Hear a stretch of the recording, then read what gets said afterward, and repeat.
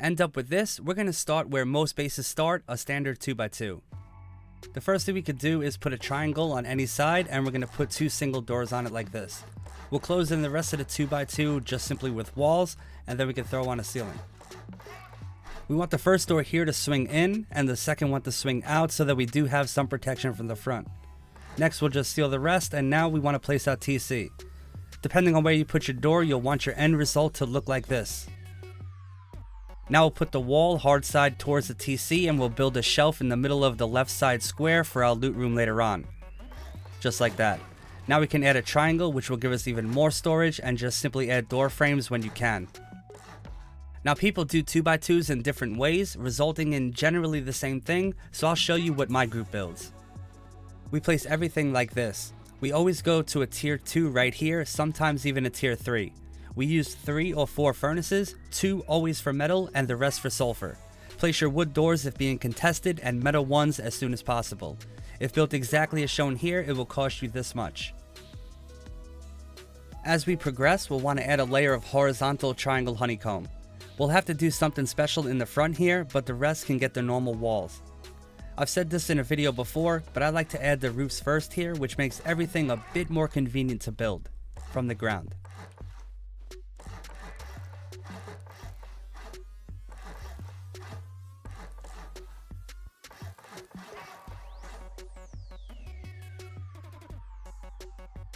For the front honeycomb, we can add this wall and this temporary jump up.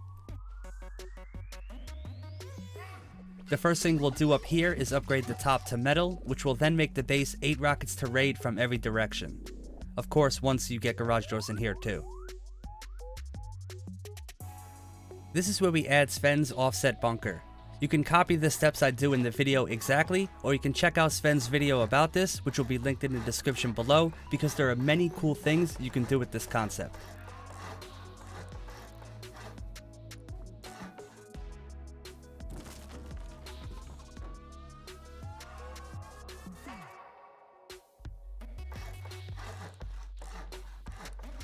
The closest square here is the one we want to keep, so we'll upgrade it to stone.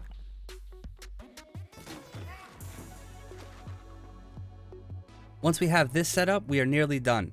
We add 2 half walls on this square so that the bunker mechanism works. On the top here, we want to attach the triangle roofs in this exact orientation. Now when we add this frame, we can also add a triangle floor in the same spot. This is the bunker entrance. You can test if it works by adding a twig roof here, and this should break the triangle floor piece. Now our base has a second floor entrance, so we don't want to jump down and have a hard time getting back up. An easy fix for this for now is to add these twig triangles, which will allow us to add this jump up here. The reason it's on this side is because our new front entrance will go right above it. We want as much space up here as possible, so adding in this floor will allow us maximum space. We'll do this on every side. This floor is not part of the bunker down below, so we can add a path going to the roof. This spot is the best, so we'll add in the normal jump up.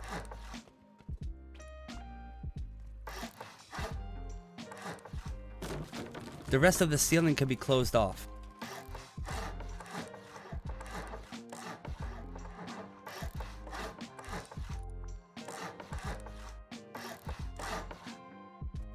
First we'll add a wall frame here, and if you want access to the roof, you'll need a garage door here. Before we add stuff in the livable space on the second floor, we'll do a basic section off.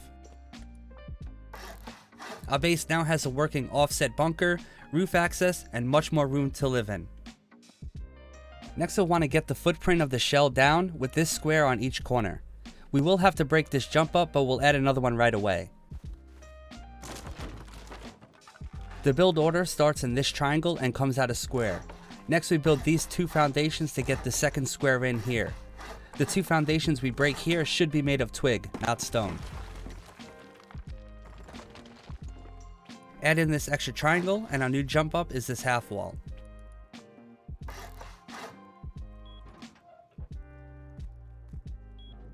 Now it just comes down to repeating the build order on each side of the 2x2.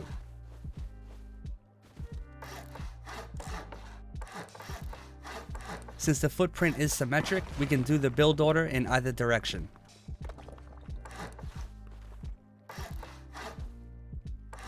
What I like most about this footprint is it's small, efficient, and has a lot of things you can add inside because of its shape.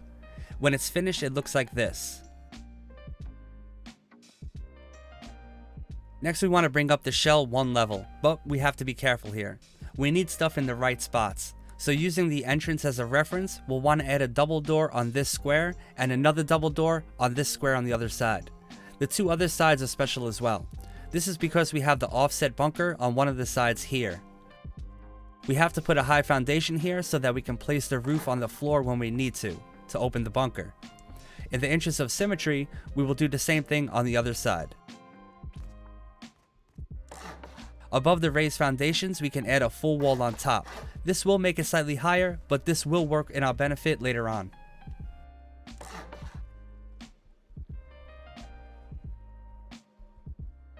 Next, we'll bring up the whole shell one more layer, so that it looks like this. We are now at the height where our inner peekdowns go. We will use two slightly different sets of peaks on each opposite side of the base. On the two sides with this higher wall, we'll use this combination of tiles. This is more of a standard type of peek down.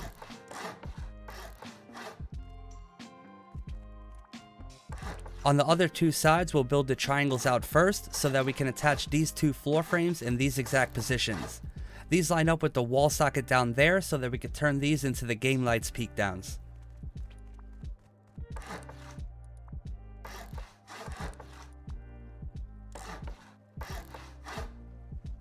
The peek down should look exactly like this now. One more thing we need to add is the quick ways up in each corner. These help so much in a raid and they are definitely needed. These double as inner peek downs too, and this is how you build them. This brings the floor frame for the hatch to exactly 1.5 levels, which is the perfect and most efficient way to build these. When you get to the one that has the entrance, we will have to break the twig, but after we construct it, we can add something like this just for temporary access to the front door. If you don't have ladder hatches yet for these areas, we just use regular ladders until we get them. To stop griefing, we're now going to build our externals, which also will lay down the footprints for our wide gaps later on. There are two different types, similar to the inner peaks we just did. We have the one that is on the side with the high foundations, and a different one on the sides with the doors. We'll build this one first on the other side. First, we will build out 3 square foundations and end with a triangle. We'll build back 1 half moon and break everything except the last triangle. Add a square on each side and 3 triangles after, which are all permanent so we can upgrade them.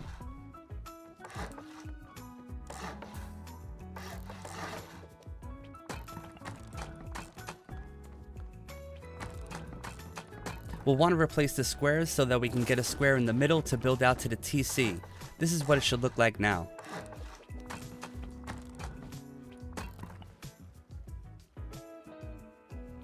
An important step here is adding this square on the ends before the final part of the wide gap. If we do it in the wrong order, we won't be able to build it anymore.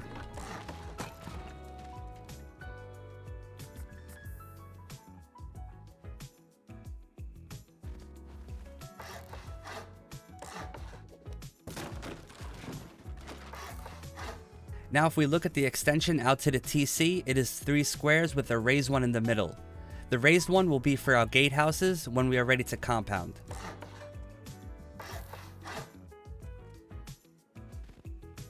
One more triangle out will hold our TC, and we want to face it this way so that we can strengthen it later without disrupting our compound's high walls.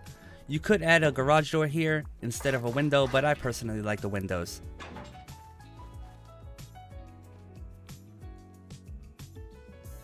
Now we can build the second variation of the external / wide gap footprint. Once again, we'll build out 3 squares and 1 triangle and delete the squares. We'll build back the same as before with a half moon, but we want to use this set of foundations instead. Sorry, my brain kind of pooped out here.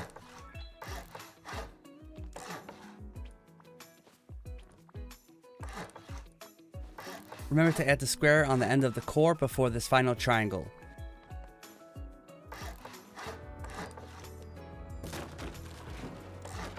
When it looks like this, we can upgrade the permanent ones to stone.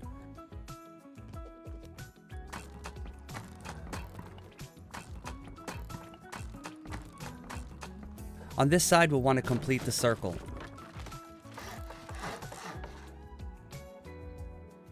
The extension out to the TC is the same as before, 3 squares with a raised one in the middle for the gatehouse.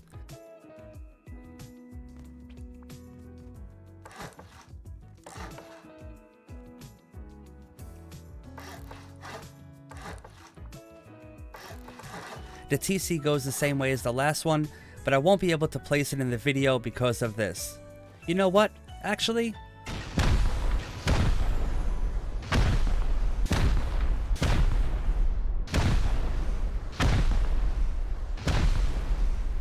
there we go.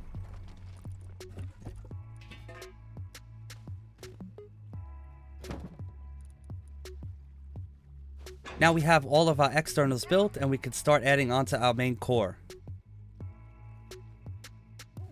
Before we seal the top, we'll build the following pieces in these exact spots for stability.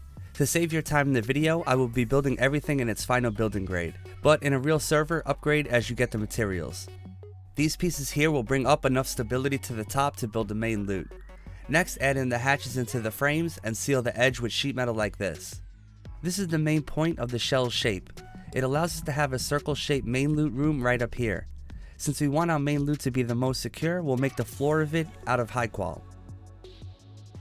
Our main loot room floor should be built like this. It will have 2 entrances. We also have frames everywhere else except for the 4 single door frames on opposite sides of the hatches that lead up here. These all add to stability and section off this floor to stop raiders from getting full access to everywhere while they raid. Once again, we're going to add the ring of sheet metal onto the top like this. Now the reason I'm doing this part of the build like this is to save you time. These are all very simple building steps and I already made a version of this video showing piece by piece construction and it ended up being almost an hour long. Now the top of our main loot has to be constructed very carefully, so I want to show you how exactly to seal it up and build those OP turrets from the intro at the same time. We first put a floor over one of the squares that lead into our main loot below and a triangle on the left to stand on. This half wall should go in first here and then a ramp at this height facing this way. The turret will sit behind it aiming down. The 2 floors above main loot should be upgraded to high qual. On each side of the ramp, add a full wall with the soft sides like this.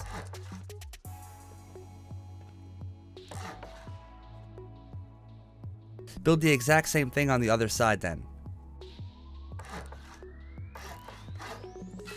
The strongest thing about these turrets is that you actually can't HV them out through the ramp. You either have to shoot them out manually, or raid through the sheet metal ramp, which is 8 rockets, and then HV them. Now we can fill in some of the remaining floor like so.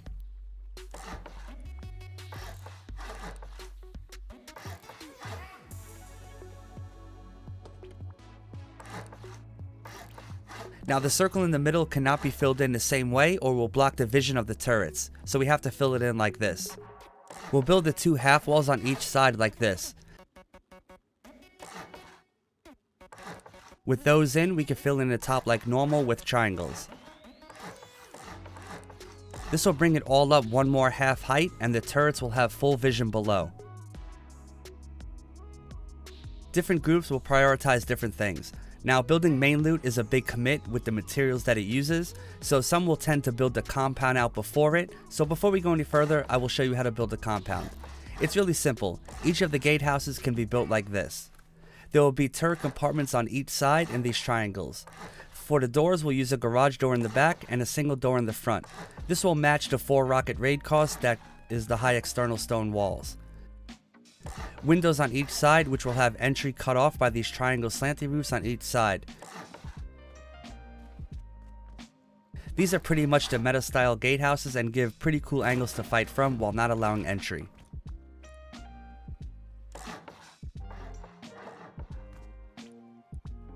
This is why we raised this exact square earlier when we built out our external TCs. One of these should be built on each side of the externals which will give the base owners multiple exits.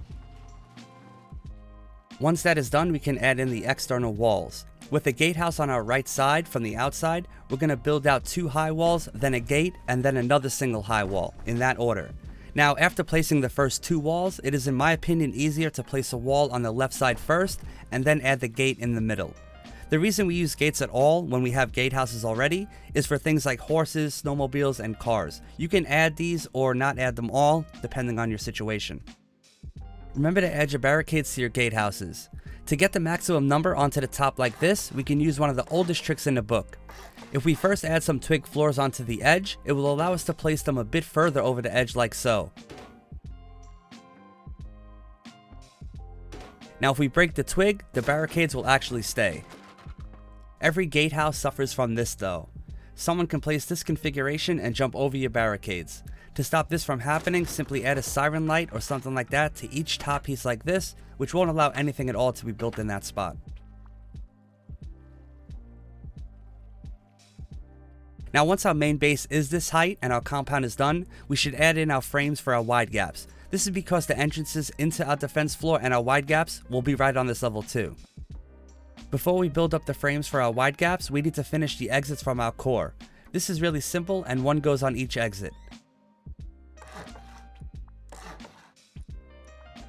You can put either embrasures or windows here, and in the final base, both of these doors are armored and open like this.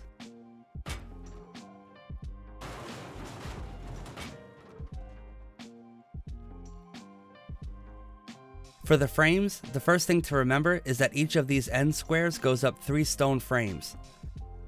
We'll split each side into 2 sections. The first being metal, this one is the exit side. They go up 4 tall, with the middle one over the doors only needing 3. The side with the raised foundations looks like this. It's slightly different for that extra drop down peak the wide gap has in the middle. Now for the second layer, which is all stone, and starting on the door side again, all go 4 tall. On the side with the raised foundations, the stone frame should be in these positions, and once again, all 4 tall. In the end, we are looking for this nice flat upper part that we can build our wide gaps on. You can see how the wide gaps will kind of form now, and the base all comes together pretty nicely when we're at this point in the build. Our bedroom floor also gives us doors going out to the Peekdowns, and all of the frames and walls should be built like this. This will give us enough stability on the bunker side and also enough security. For the roof of this level, we want to have sheet metal around the edges shown here, with the entire inner circle as HQM. This will help protect you against MLRS. On the top of the frames for the wide gaps, we want to give us a floor in this arrangement on the side with the door leading out. The other side without the doors is the same, just the frames underneath are in a different array.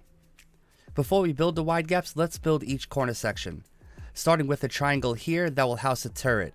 Each triangle should face an entrance on the bottom like this. Build up a half height to give it enough room, and this floor will have low walls facing the core, which will give us those strong corner peaks. Window frames go on the other 2 sides so that we can peek outwards as well. Put one of these on each of the remaining corners. Now in this base design, we also have extra drop down peaks in the middle on the 2 sides. They are similar and built like this.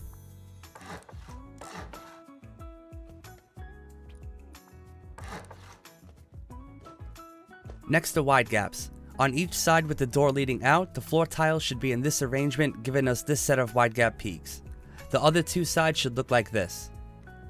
The next thing to add will be the frames around the entire edge, giving us infinite more angles to defend from.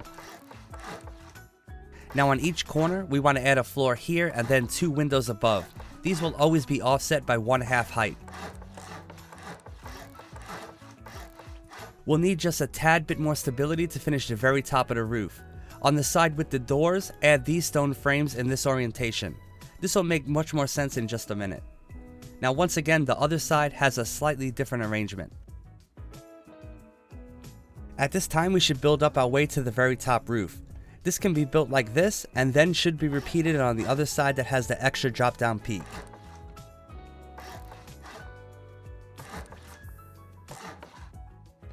These 2 frames will have garage doors in the final build. Now you can see we have 2 secure ways up to our roof. We'll do this in steps because there are a decent amount of pieces here. Fill in the edges first. Each of the sides should look like this.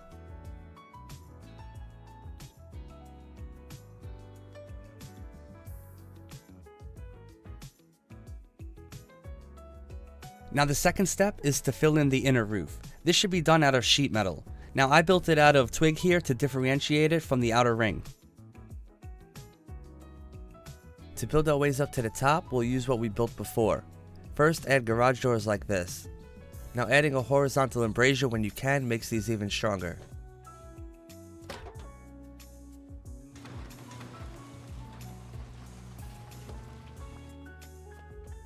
Next we'll build out one door on each side so that we are not crouched when entering the roof. These should both have single doors. We can seal off the top, and over the square facing out we'll put a door frame which will have our shops. Well, one of our shops anyway. Now these half walls will hold a turret on each side. The rest of this square room should get sealed off like this.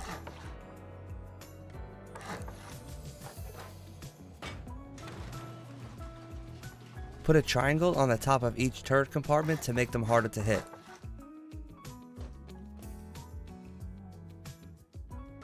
On the adjacent sides here, we have something similar to build, but they do not include a way up from the wide gaps defense floor. We want to add this structure to the frames below to make sure that we have enough stability. We also want to add a shelf in the middle for some drop boxes up here.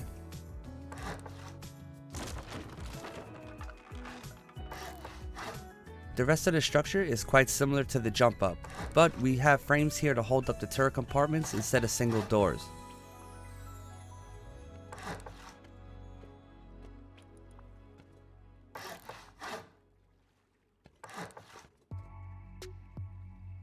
On the top here we have the same shop and everything else in the same as the jump up size.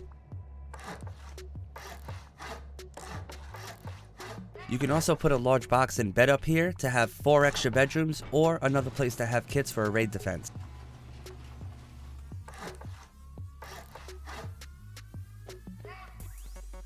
Remember, each of the structures has to be built across from each other, and then the roof will look like this. There are always 2 configurations on 2 sides of this design. On the sides with the frames here, you want to have this set up for the top of the roof.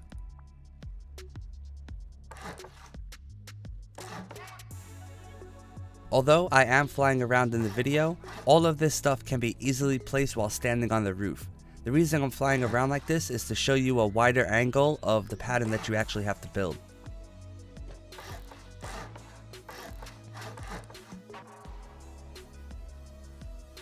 The sides that have the jump ups are once again slightly different and can be built like this.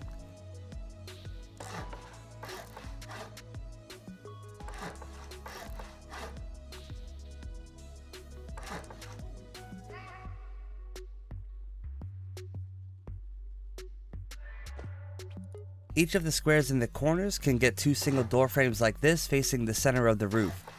Now when these are built, you end up with this nasty gap you can peek through but can't enter. With one of these on each corner of the base, in combination with everything else up here too, it becomes very hard to top down raid this base. On the top here, we'll want a roof on each side just to give us more angles on the top. On the other 2 available slots, we can build up a platform which will hold our windmills. And once again, remember to repeat what we just did for the other side as well. The roof is now done and should look like this. Now to finish the build and the video, we're going to go through each section of the base we built and show what needs to be upgraded and added to each spot.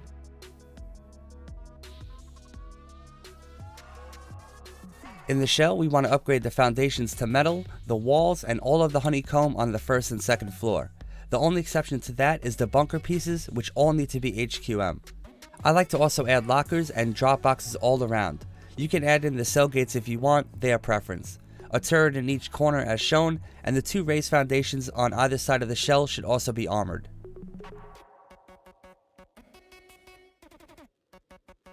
Everything touching the bunker should be armored, and the inside of the bunker in its finished form should look like this. Now remember, you can store loot down here, and sometimes you should, but the main loot is actually upstairs. The second floor becomes pretty much a place to drop off loot in a hurry, and holds all of the stuff that isn't too important.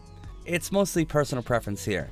Now it is wise to have a few kits in here though, and one very important room is the one here with 2 large batteries. Remember to upgrade everything as shown here. The inner Peekdowns and the room inside on the same level should look like this now, and then should look like this when finished. We have some places that are sectioned off with available kits everywhere throughout the base.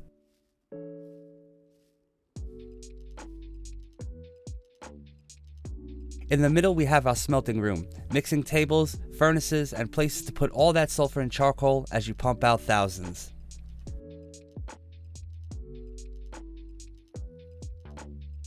Our main loot room floor now looks hollow and boring. We will bring life to it like this though. Once again, a common thing is to have lockers and beds, sleeping bags, and things like that in every place you can. It helps making a defense of a raid so much easier.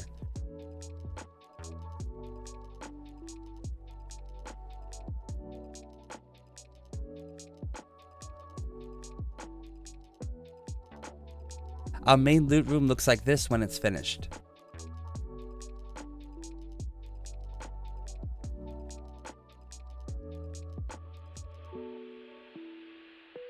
Our bedroom floor is once again hollow at this point. It should look like this when it's done. You don't have to go crazy with adding stuff here, but it is important to section it off a bit like I did. Also, adding a couple of turrets does help a lot.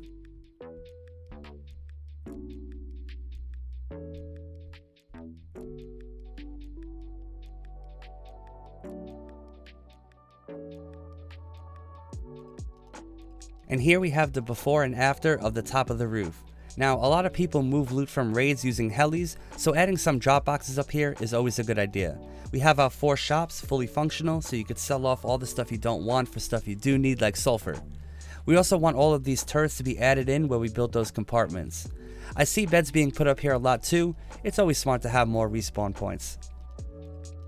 The last part is our compound, large furnaces of course. Now we also want to add in all these turrets and upgrade everything on the floor so that it looks like this. Remember to add the turrets into your gatehouses, and of course remember these turrets up here. These help so much in a raid defense.